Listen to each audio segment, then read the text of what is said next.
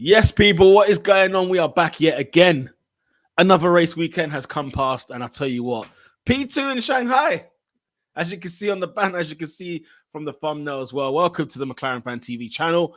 My name is Peter on pole. I'm joined with Mahad, the legend himself, the Formula One connoisseur himself, the man who knows everything about everything concerning Formula One. Talk to me. How are you feeling this weekend, man? I didn't know anything about this race. I predicted this completely wrong. So don't give me that label. I didn't know what's going on. But shouts to everybody. Shouts to everybody in the chat. Positive weekend overall, man. And I'm just happy to share this moment with all of you guys.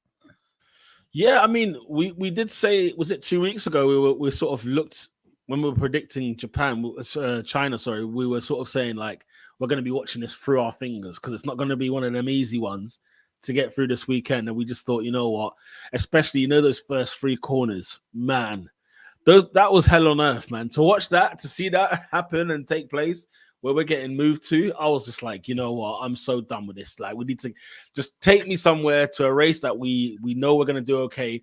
But what seems to be funny this season, the tracks that we think we're going to do well, we've underwhelmed.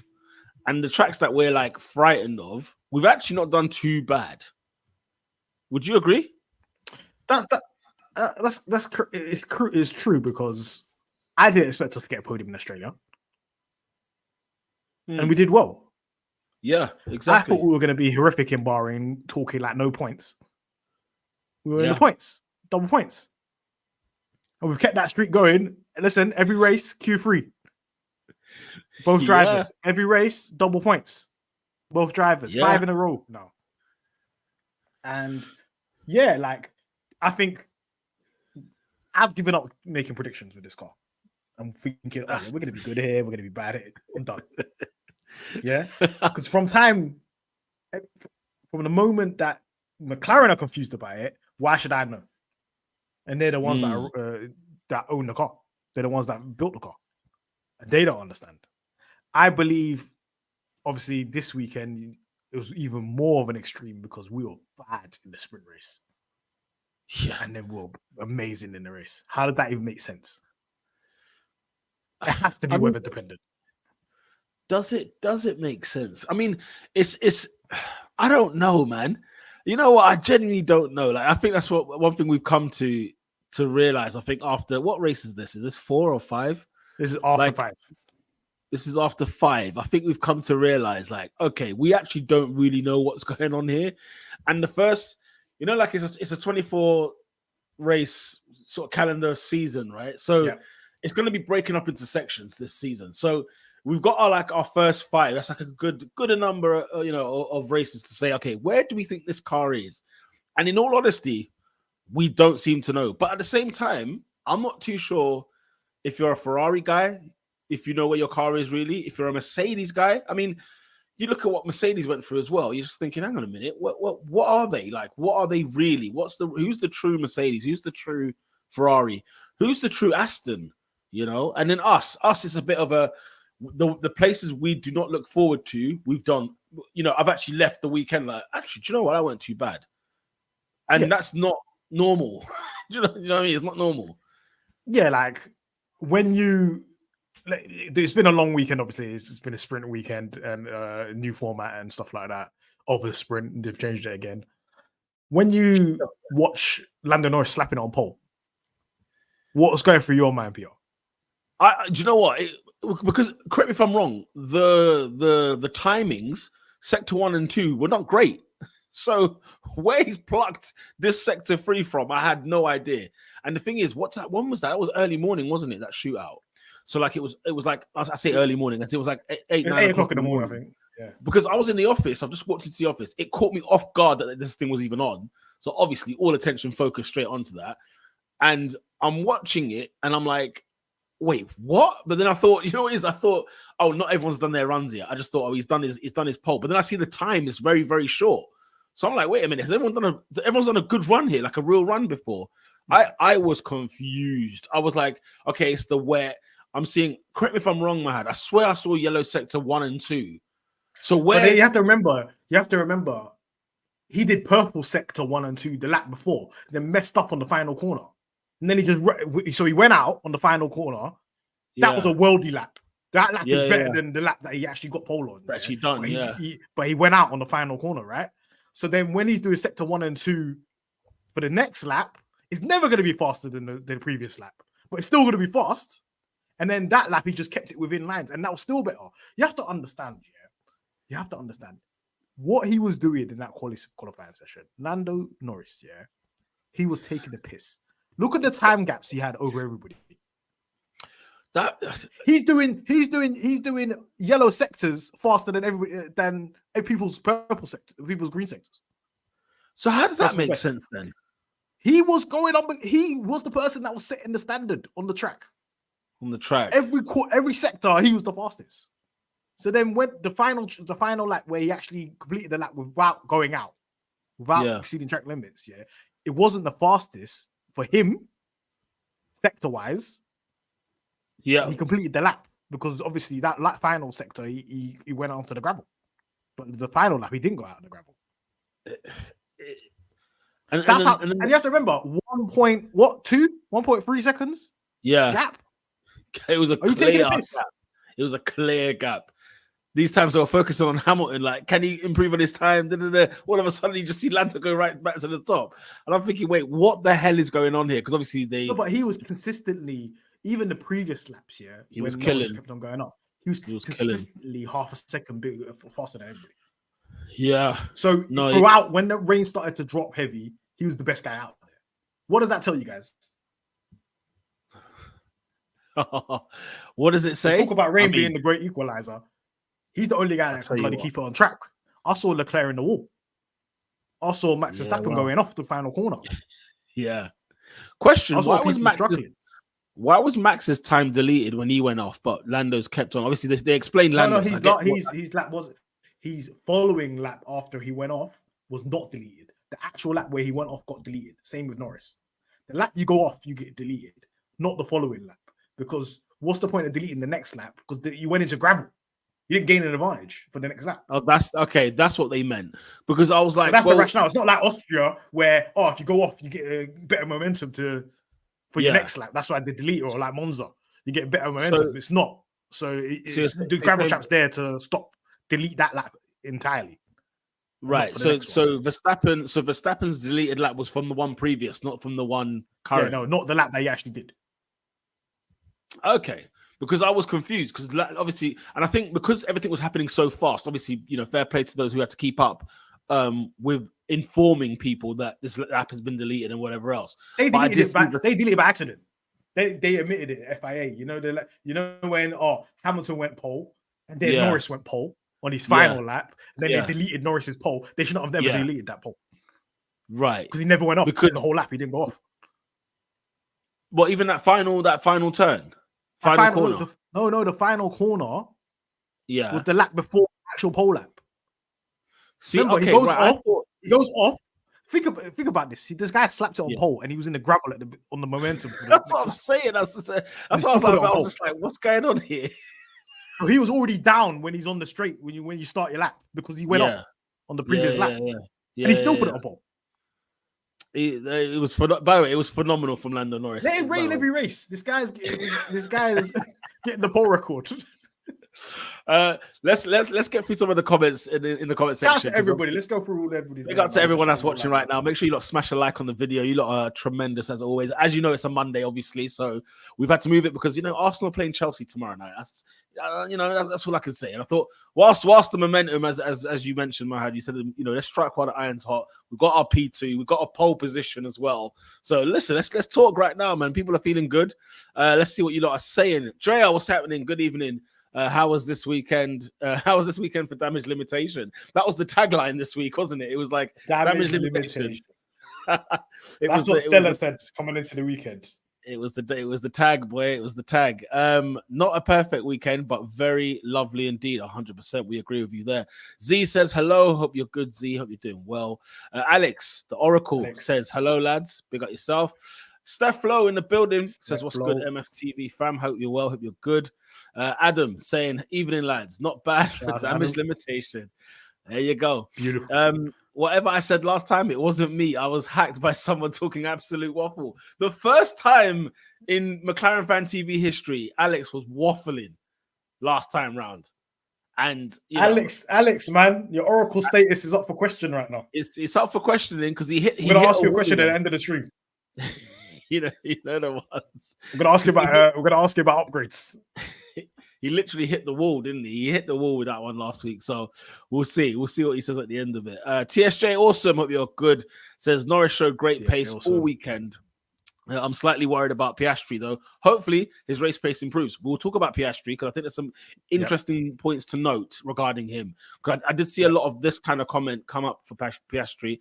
And I did a little bit of digging and researching to see what was actually wrong and what was going on with Oscar. The Oracle continues to say the only person who understands the characteristics of the MCL 38 is Helmut Marko. Fair enough. Helmut Marko, you cheeky bugger. Listen, we'll get onto you a little bit later. Adam says, I knew we would get points because of the gap between top 5 and the bottom teams, but I didn't expect that result. Yeah, that's actually a good point. The gap that I don't think we haven't really discussed it going forward, but the gap between, let's say, top 5, I guess, you're right. From 6th place downwards, it's like crazy. And like, what made me think it is I was seeing Hulkenberg like in the top 8 of the race, and I was there like, what's he doing there? And normally you could say big up Haas because they've improved, they've done something, but my mind wasn't going down that road because I was like, hang on a minute, I swear we've liked what Yuki's done this season. We've liked what Hulkenberg's done this season. Everyone talks well about Albon. So who's really leading this pack there? That pack at the back is very close amongst them, but they're nowhere near. Look at how look at Hamilton. He just managed to just go through from like 18th all the way to 9th, no problem. Like, although lap 2, you have to remember, look, Hulkenberg finished 60 seconds behind the lead. This is the gap. There you go. That sums that up. 60 seconds? And he was 10th. God. Wow. This is where we're at with F1. We got. Listen, who would have thought that we would outscore Ferrari?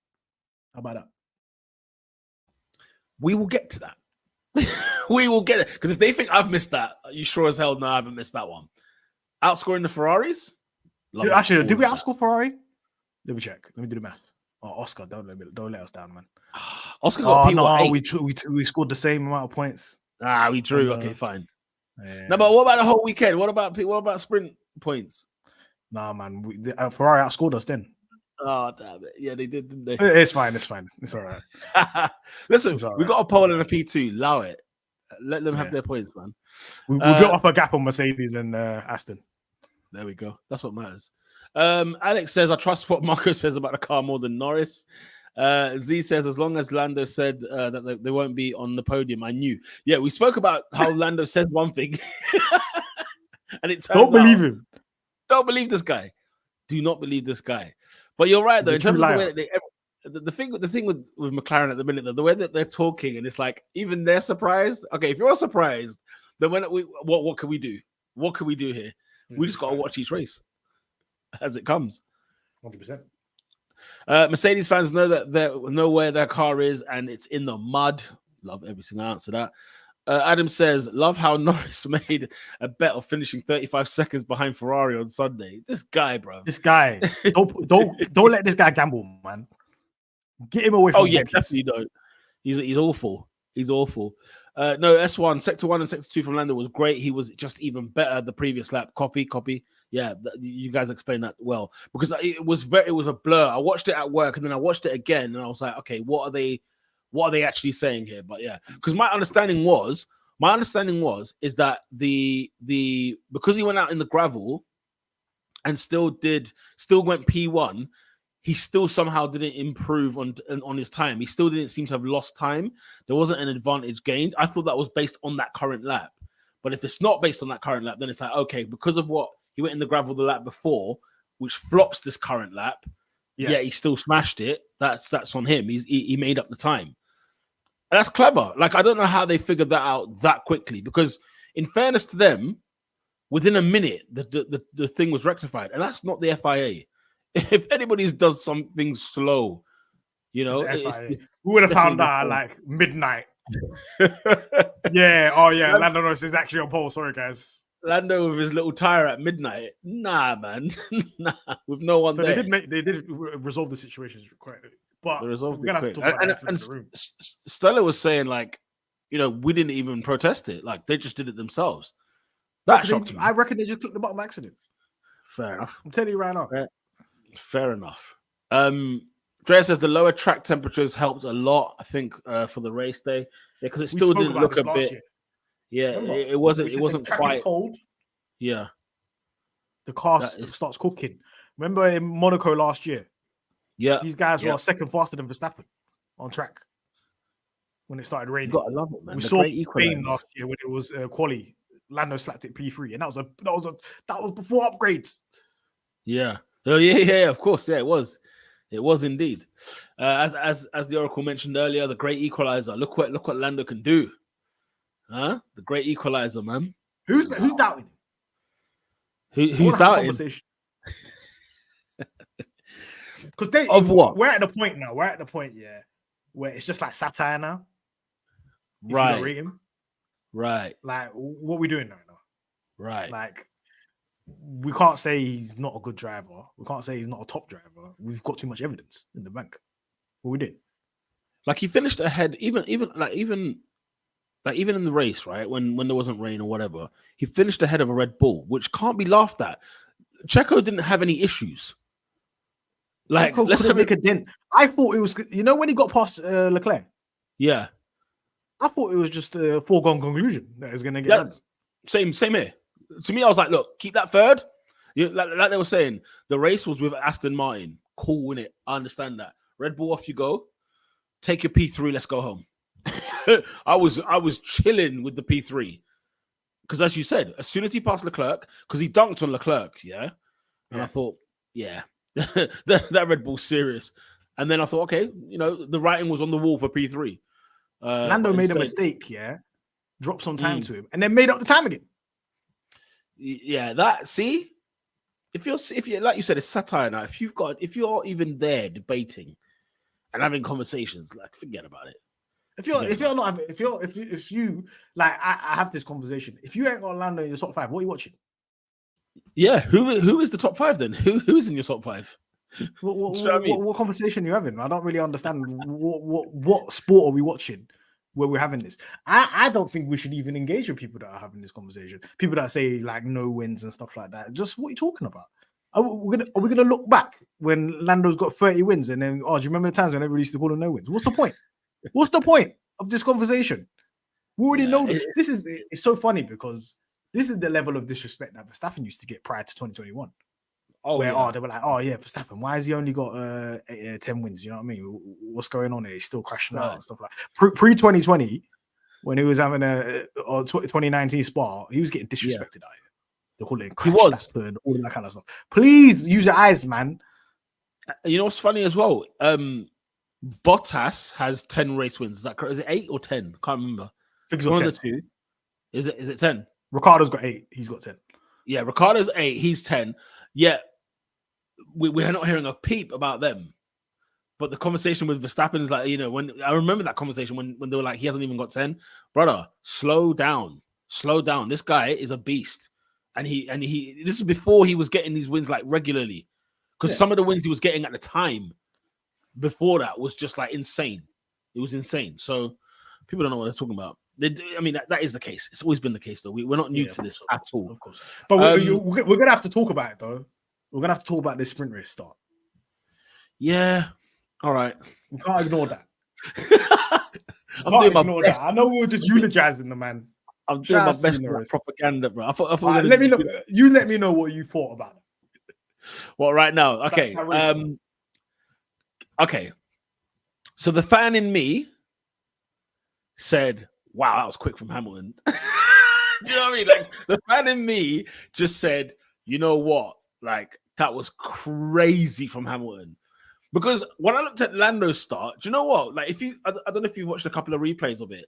I watched Lando's specifically, and it didn't look that bad. It wasn't that bad. People are over exaggerating. The commentators over exaggerating. It wasn't that bad. Yeah, we're talking about that fraction. He was this much slower than Hamilton, but it's Hamilton. The reader, what was the reader? Was it 2.66 seconds and then 2.67 was the reaction times difference? So it was almost like, he was like, what is it, 100th of a second slower? Yeah, it's such a small margin, and you have to remember when he's on the inside as well. And he's on the inside of a right-hander. Yeah. Yeah, honestly, I sat there and said, "Yo, that was mental from Hamilton." I didn't know he had that still, because like when you're going through the motions that you are at Mercedes, blah blah blah, you could just lose that sharpness because you haven't been here on the front row like this on a regular to have that really really ironed out. But I just thought it was amazing from Hamilton, and then when he got pushed wide and then he lost all those places, I was just like, oh, Lando. I was just, come on, give me something to cheer about, And then we were just going backwards and backwards from then. It was difficult, man. It was difficult to digest. I can't lie. You? What's your thoughts? It was, for me, I didn't watch it live, guys, because I kind of slept through my alarm. I apologize. So I had to just watch it again, the repeat of it. And it was really for me, it was you have to give it up. You give up the position, man. You got to give up the position. And do you know what's so funny as well? Yeah. Ironically, I think if that was I don't know, Hamilton's 5th and Norris is 6th, Hamilton isn't that aggressive in that scenario because he's got the experience in that scenario to say, this is not for a win. I don't care. This is not for the lead. So I'm just going to back out of this situation because Norris is probably thinking in his head, in Suzuka, I hanged it around the outside of Hamilton before. And it was easy. I did turn 1 Suzuka on Hamilton. I could do it again here. I thought, yep. No, because Hamilton's going to close the door. Because it's for first. It's for leading the race. It's not for 3rd or for 5th or whatever. It's for leading the race. He's going to close the door. So therefore, it's like a kind of risk management situation. Why take the risk? Just back up. Back out. If you back out, the worst you're going to be is 3rd. The worst you're going to be is 3rd in that scenario, right? Yeah. But then at the end of the day, when you look at the inherent pace of the car was ass. But if you did what Hamilton did and just be in clean air, the car could have been fast. But we were in a DRS train and the tires got cooked. Yeah, that's the thing. We didn't make any progress from that. Because okay, cool. Take the L. Hamilton's gone. All right, we've lost our places. Cool. Let's regroup and we go again. And we did not go again. Do you know what I mean? These cars were not moving. And it's the fact that Oscar and Lando were together, most of that race. It was just this is where we are right now. Is it 6 and 7s? That's it. That's where we are. It was a bit frustrating. It was frustrating. The sprint race itself was frustrating, not because, and I wasn't necessarily throwing all the blame on Lando as such. It was just I expected to just regroup. Last year, one thing we were good at when the car was dead ass was that we were good at actually recovering from situations. I remember Lando finishing P7 and we would be on streams and stuff like that thinking, you know what, fair enough. That was good result. It was it was a hellacious start and looked scary. We finished 7th. Okay, cool. You know what I mean? So let's see what these lot have had to say regarding that start. Drea says the disrespect Lando gets is unbelievable. Can't take those people seriously. They got all blocked right away. Reeks of desperation. Blocker. Not in a bad way. Norris is just so desperate to get a P1 in a sprint or a race. I need a comfortable win. I need him a comfortable win. Yeah, he's there, and he's there. He's there. You know what it is. You know what it is. Every single day, this guy's fighting for his life. Yeah. He has to drive the car on the limit. If you just give him a car that's up there, he's going to win races by 20 seconds. Yeah. You don't need to, you know what I mean? He's so desperate in that scenario to be P1 in the sprint. Yeah. Even though that was never going to happen because you saw what Max Verstappen did. He was taking a piss. That was going to happen. At the end of the day, we could have consolidated P2, P3 out of that situation. If we're not in that DRS train. So even though the car's pace weren't good and the tires weren't all that, I still think obviously we finished high, and he knew that. He apologized to the team. He was aware, but he got greedy, man, on that first corner, man. Yeah. He got greedy, and that's the desperation linked to the car not being 100% there, and obviously not having the P1 right there. But I mean, but to a Mercedes though, or was it just more so it's to a Hamilton that we need to put some respect back in there as well? Where this isn't George Russell, it's not Bottas. This is a Hamilton. We've seen driver. Norris cook Verstappen off the line in Silverstone. We've seen it already. We have. So now the narrative is going to be, oh, Norris is not good at starts. We've seen it already. I've seen him cook Leclerc off the line at Austin. What are you talking about? Look at TJD here, 1,000th of a second. Is that 1,000? I thought that would have been 100. I don't know. I guess it was so minuscule. It was so minuscule. The point is, yeah, I mean, we're splitting hairs like right at the end here. But it matters when you're P1 when somebody else has got it inside. It does. If that start was in 2019 with the higher grip, the move would have stuck. Interesting point here. Remember when Fernando did it? The track had settled in more. Probably why it worked. Yeah, it worked in the race. Remember, he did it to get into P3. Oh, that was freaking risky. Yeah, I saw that in P3. I was like, oh, hang on. But that's do you know what that is? That's do you know what that is? That's a fuck it. It's Perez move.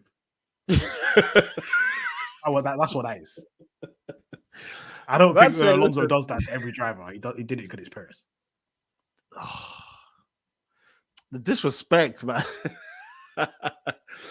NH92, what's going on? I hope you're good and well. Yes, guys, I interact with you both on Twitter a lot. Good to finally catch you live. Hashtag Estella we trust. Hashtag damage limitations. Huh? You know the vibes. My guy. Thank you for locking in. Big up yourself as well. Yeah, let us know your name as well, so we can show some love. Man, like in the building, bro. I left the club and I saw Hamilton leading. I couldn't believe my eyes. Lord have mercy, man. This guy continually, Raj Dingers continuously watches Formula 1 races in the nightclub. Or outside the nightclub. He's watching Formula 2 races in a nightclub. He needs help. But guys, sorry. Hamilton leading, everybody was gassed up there. And then by 9 o'clock the same day, when he got knocked out of Q1, it was happy times, man. What do you mean he's P18? P18, I couldn't believe it. You know what it is as well? The worst thing is it's obviously the car, he did something to the setup, but then secondly, the mistake was nasty. It was nasty. It was. Couldn't believe it. It was a disgrace. Oh my god. My alarm woke me up for the sprint quali, but not the sprint. My body just knew we were bad vibes. You know that was you missed that alarm like comfortably. I would have been angry if I woke up at that time and saw that. Yeah. To everybody that was in here that stayed up, that actually woke up to watch the sprint race start. Condolences. Salute. You're a real fan. You're a real G, man. I was disappointed for sure. The reaction time wasn't the problem, but it wasn't his normal approach, and people would have criticized him after. Either way, this is it, Peter. Think about this. Because everybody questions his mentality, right? He's too easy. He lets people go by. Yeah. If he just let Hamilton get into the lead, what's the narrative? He's not aggressive enough, will to will. Look, he didn't even close the door. He didn't even attempt. He just let Hamilton walk by. But then now, he's an idiot. Look what he did. He doesn't have any racecraft. What are you talking about? What's the make up your mind? Make up your mind. This is where we're at the moment. Like it's like their brains are melting when they're discussing the discourse around Lando Norris. It's scary. It's a conundrum, isn't it? Like he seems to be a topic that seems to get everybody quite rattled. Everybody talks about it. Everybody, yeah. I don't know. It's weird.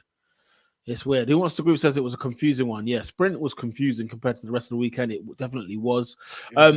Shout out to Nat. Big up yourself. At least it's Nat in the building. We know what's going on. I do believe we're gonna get our win this year. It's the only reason I still watch races. I mean. Listen, like we could see that there is going to be, like, there's definitely going to be because a part of me in that Grand Prix actually was what I was watching for the fact that let's just say Verstappen's tire goes any minute, like something happens and it blows up, right? The engine goes, whatever. I was sort of like, you know what? Where are we in terms of this? Like, where are we in this situation? Like, are we going to go? Are we, is Norris P2? Is he going to stay here? Is he going to be a part of this? And seeing him finish P2 really gave me a lot of, I guess, a lot of confidence. Red Bull. You understand what I'm saying? And to fend off exactly that. because even like I know Alonso made a mistake. I think he flat spotted one of his tires or something. Like he did a stinker at one point where it cost him basically gaining on the race itself as a whole. But it made me think, like, imagine Lando versus Alonso versus Hamilton versus the Ferraris. And if the Ferraris are going to continue to do what they did on Sunday, listen, happy days. Like if that's what we're doing, Carlos Sainz does not give a damn about the constructors, right? He is here to get himself a seat next year, and we saw that. And the good thing is, we're going to get this. If you think that was just for one day, and you think Fred Vasseur just spoken to them and said, "Look, guys, none of this no more," yeah, you are mad. Carlos Sainz is going to be here doing this again because he's got a seat to find next season. Okay, he needs to have a long list of jobs to be like, right, I select that one. Because you can't have just one. And the thing is, I don't know if the Alonso, like, I don't know what you thought, yeah, briefly. When Alonso signed the extension with Aston Martin, for some reason, the Mercedes seat just looks so bad all of a sudden. It made me think, it look bad. It made me think, everybody's like, Carlos, I don't want it no more. Yeah, because I was thinking to myself, Carlos has got to go to Mercedes. Like, he has to be at Mercedes or Red Bull. At the very least, right? He's got to be in one of those. But for some strange reason, I'm sitting there like, hang on a minute. He's made that seat look so ugly that if Carlos can't touch that with a barge pole, he can't. If Carlos decides to go to Audi rather than Mercedes, yeah, that Mercedes seat stinks, bro. Nobody wants it. It's nasty. It's nasty. It can't and if be. Mercedes carry on performing like how they're performing, who wants it? But then it might be like a nice proposition for 2026, if that makes sense, because it's the new regs and stuff like that. But for 2025, nobody wants that seat. What do you want that seat for? What's going on over there? That's what you're just going to keep asking. Look how Toto's talking about Hamilton and that. What's going on over there? It's like I'm watching, I'm looking out my window, the house is on fire across the road. I'm like, what's going on? Someone call ambulance. Someone call firefighter. Listen, what we need to do, Mahad, let's be very clear. We need to drop that engine, bruv. See for 2026? No. Are you sure? No, I'm not on that train yet. Obviously, we got a contract until 2028 with that engine, or 2029. We signed an extension. Of course we did. Do you know what? In my mind, I still thought like we had the option to go and change. We can't get rid of that yet. We're kind of committed to it. But okay, if Mercedes feel like, oh yeah, this is a bit too hard now, we don't know what we're doing, guess what? We'll just be sole supplier to McLaren. McLaren Mercedes return. When is Mercedes going to leave? I'm just saying, if they decide to leave, then their engine staff, at Brixworth ain't going to lose their jobs. They just amalgamate into McLaren. That's it. Just come to work in, bro. You make it happen. I'm saying, we keep the base. That's it. We're all good. Exactly. I'm sick. Yeah, I'm sick. Oh yeah, Shay, I'm sick to death. I'm sick to death. Do you know what's so funny as well? Now everybody's cooking him because Norris said, "Oh yeah," he said it jokingly. "Oh yeah, P2 is like a win." Yeah, who is beating Max Verstappen? What are you talking about? Well, this is facts. Facts. Right now, P2 is a win. If your name is not Max Verstappen. Listen, Amon, my prayers were the same, bro. My prayers were the same. When that debris hit the thing, I said, "Yeah, Max." Man, I'm praying. Max, let's go. How many P2s in the last 12 months? I'm tired. No DNFs, bro. Signs are just eating up when Red Bull stinks. Yeah, no, it's true. It's true. But like I said, look, so when Norris says, "Oh yeah, P2 is like a win for me," that's fine. But when Leclerc says when Norris says it's a problem, when Leclerc says it's fine, when everybody else says, "Oh yeah, P2, that's a great performance," that's fine. Yeah. When Norris says it's a problem. It's a problem. He's public enemy number one. When you get hate, that's how you know you're good. Absolutely. That's it. Absolutely. Just take it as a compliment. You know what, Z? It's a joke. I feel this, Z. I feel this. That comment, I feel it, man. Like, I was like, why? Please, man. The grass go on fire when he's going next to the grass, man. Something happened, man.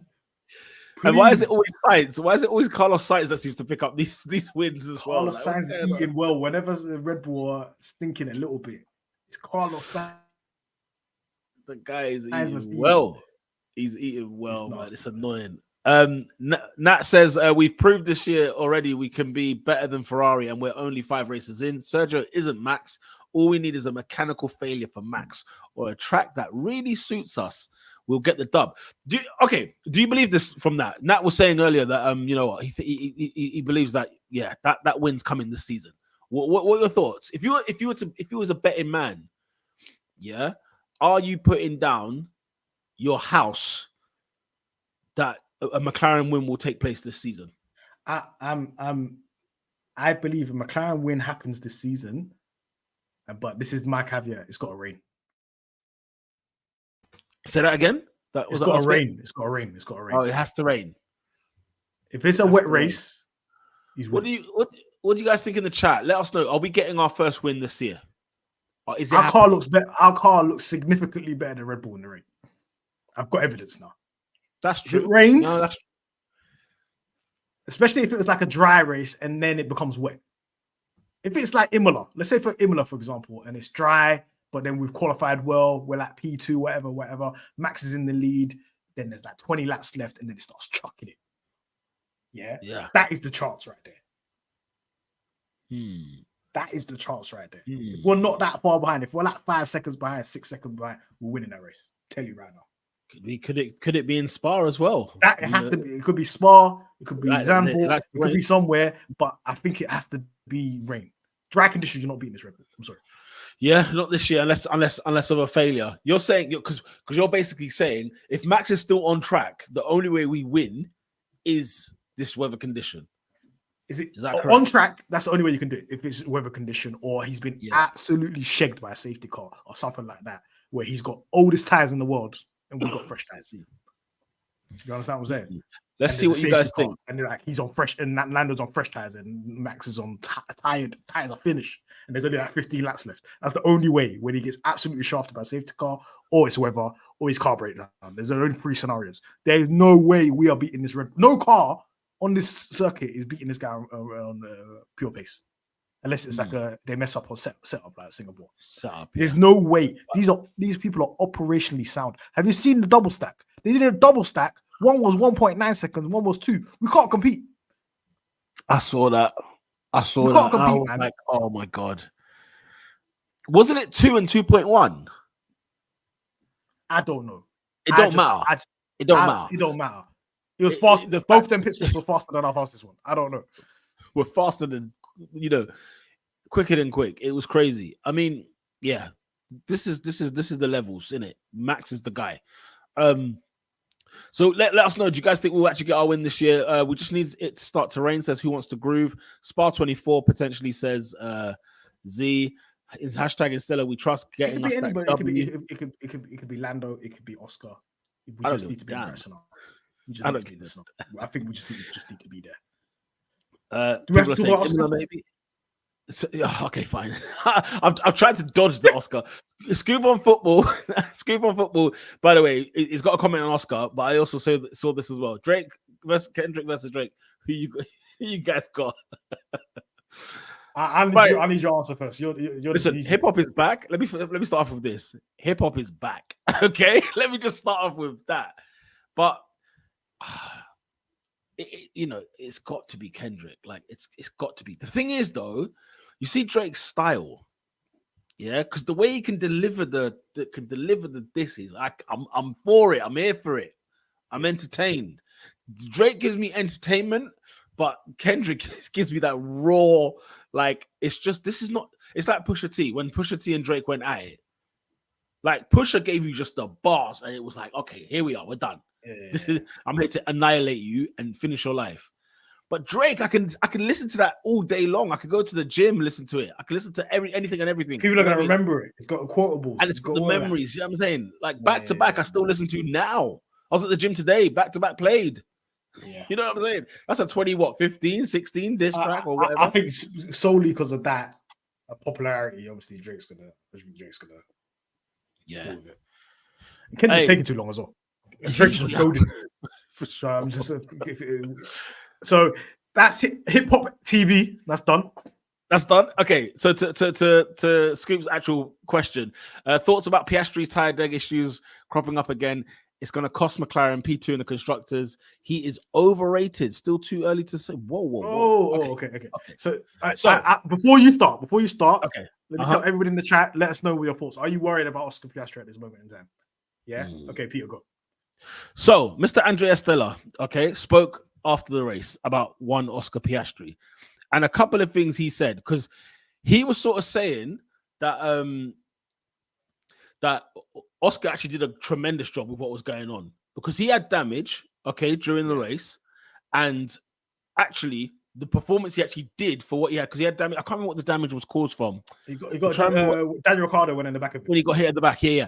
So he had that, right, with thingy. And it was the fact that he was actually more or less hanging on. Do you know what I'm saying? He was sort of hanging on to the car and made sure, like, we'll be all right. I think the same thing happened to him in the sprint.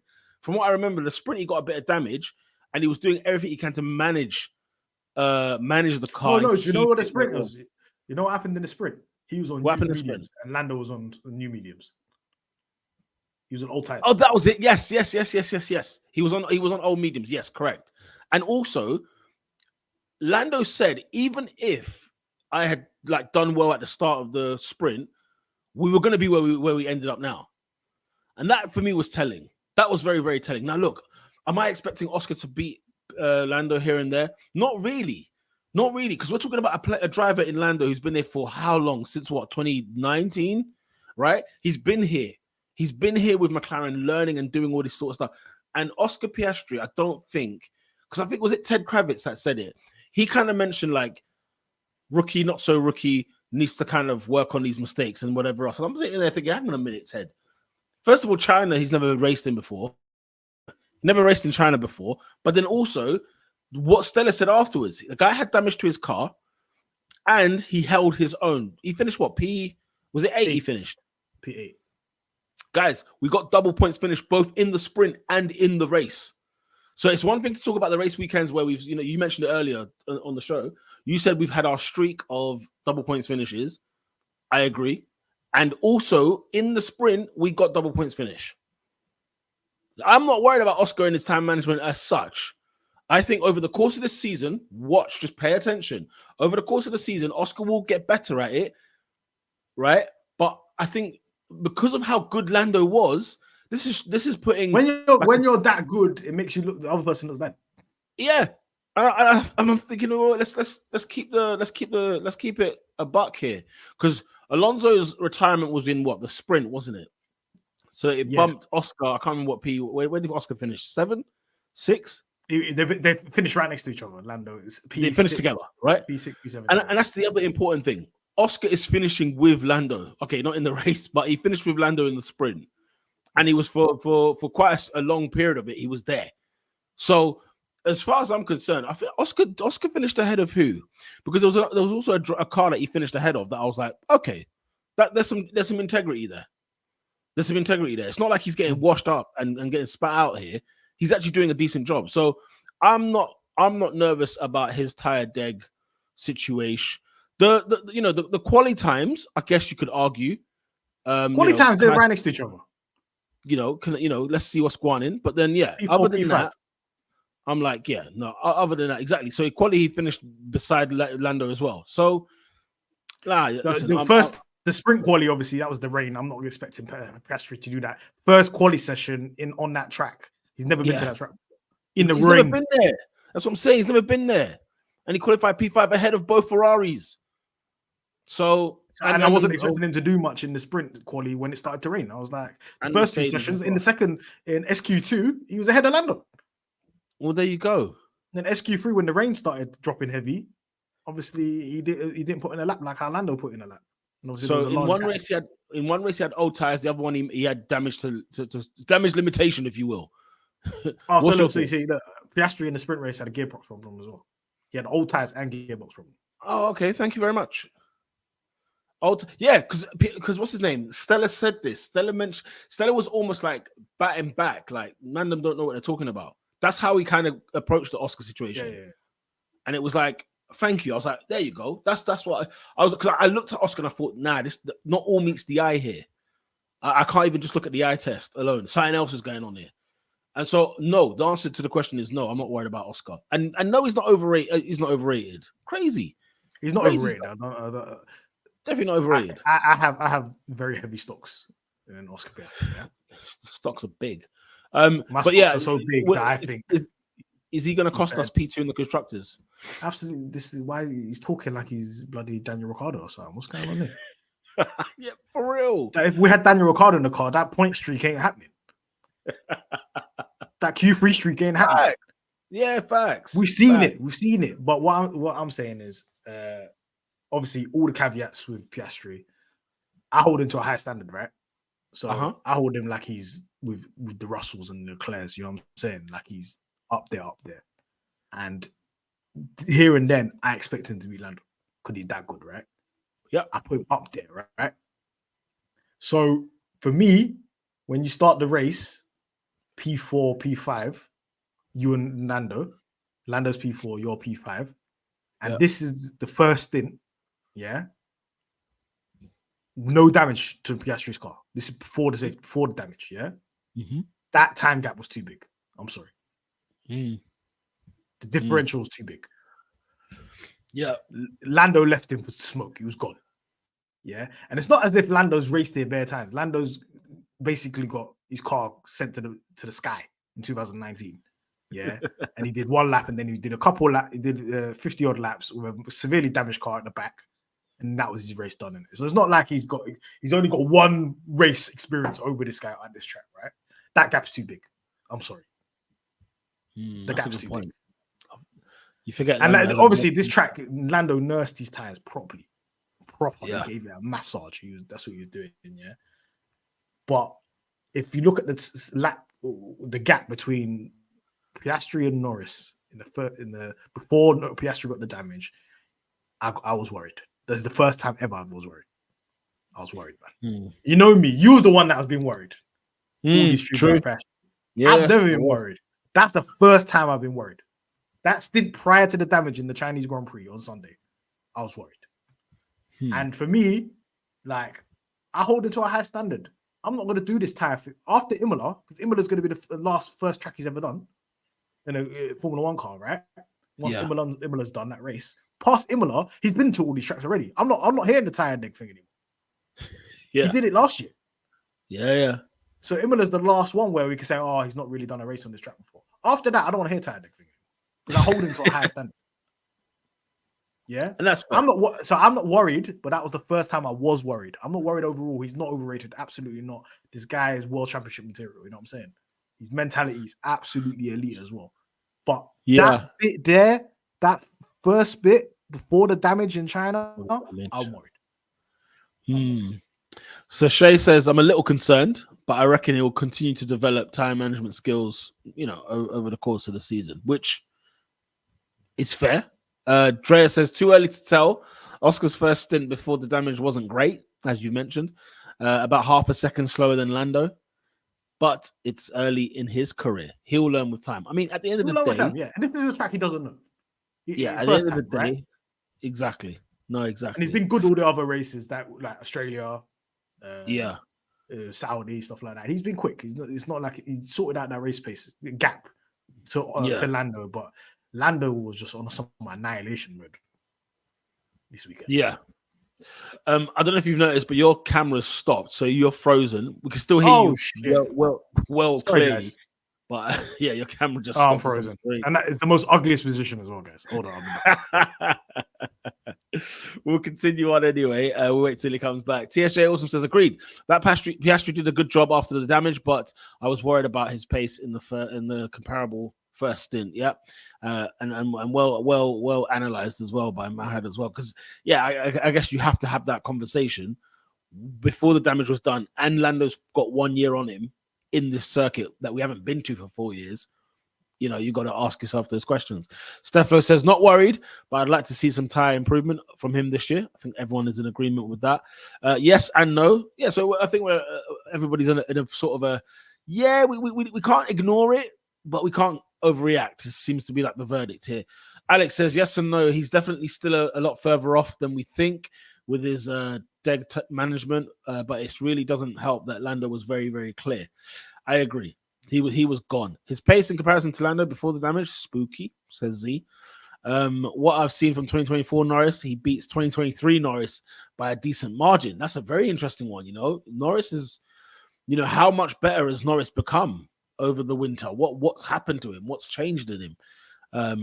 One remains to see. I'm not too worried about Oscar just yet, though, says Z. So with all things, Shay says as well, says Lando was unreal on Sunday. 100% he was. Nat says, not sure if you've mentioned this already, but what do you think about the proposal of points being awarded down to 12? We haven't discussed that. I'll wait for Mahad to jump on regarding that.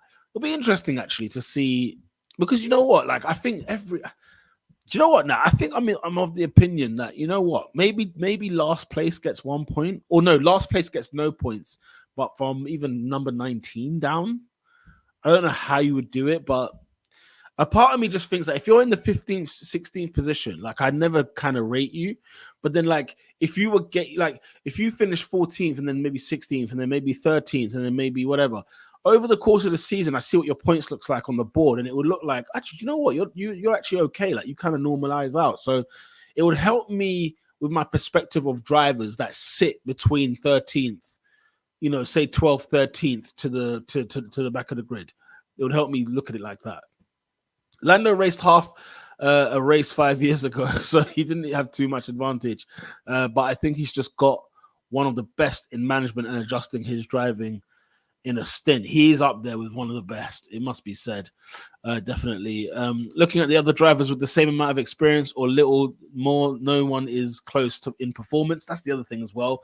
You look at a Joe Guan Yu, for example, home race. Yuki's never been there.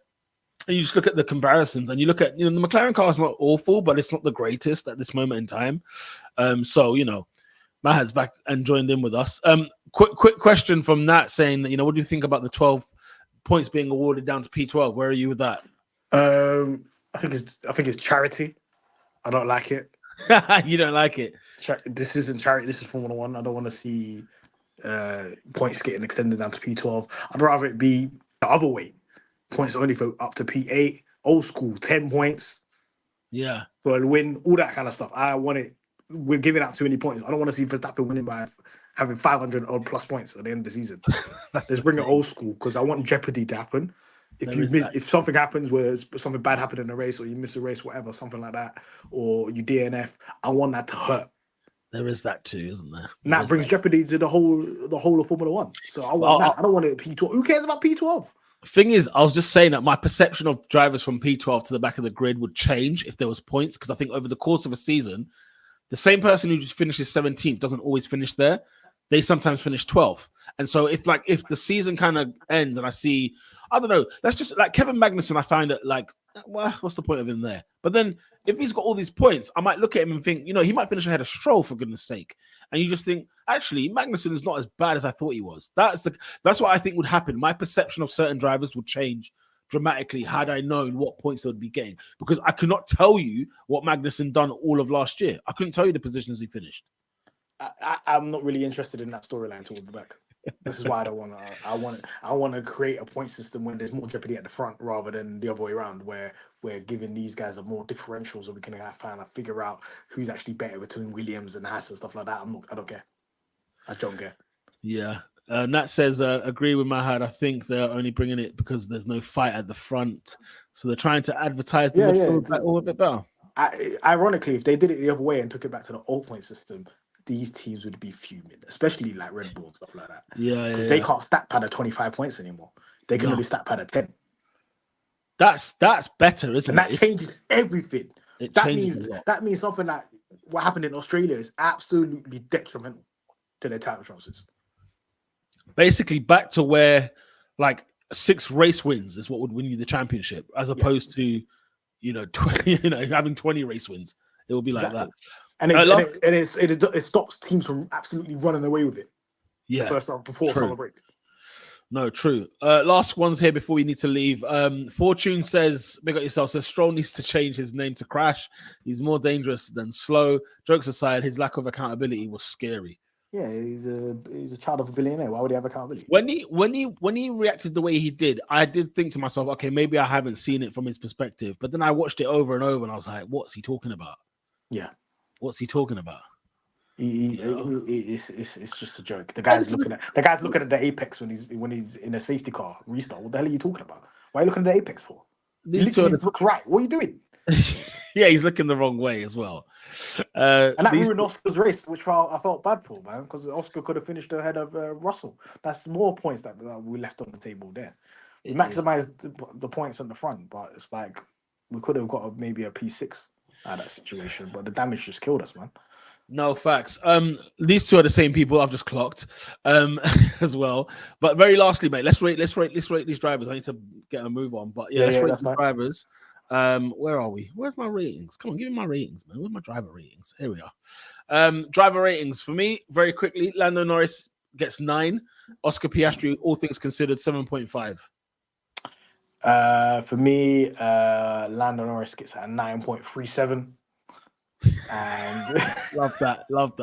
And actually, you know what? I'm gonna scale it back to 9 because I'm still upset about that sprint race stop. So 9. And for Oscar, I'm gonna give him a 5.5. 5.5. Yeah, man. Your standards are high for him. My standards are high. My standards might even be higher than they are for Lando. I expect this guy to be world champion. Yeah, you can't have half a second gap in the race. Even in this car, even against that rocket of Red Bulls. No, half a second to your teammate. Oh, to the teammate, yeah. And you finished fourth, and you started both P4, P5. Yeah. No. Okay. Oh, poor Oscar. Steflo, sorry, Nat says 9 out of 10 for Lando and 7 for Oscar. 9 for Lando, 7 for Oscar. 9 for Lando, says the Oracle. 6 for Oscar. Also agreed by TSJ Awesome. Also agreed by Z as well. Man, do you know what? I wonder, man. I feel like the Oscar thing. I'll look back at him. Maybe for the first time, you're the one that was always worried, and then you're not the one being harsh. Because this is the first time I've had evidence to be worried. No, because it's a rookie track for him. He's never been here before. So you're trying to say if this was, I don't know, Monza, and that was the gap, you'd be like, what the hell's going on?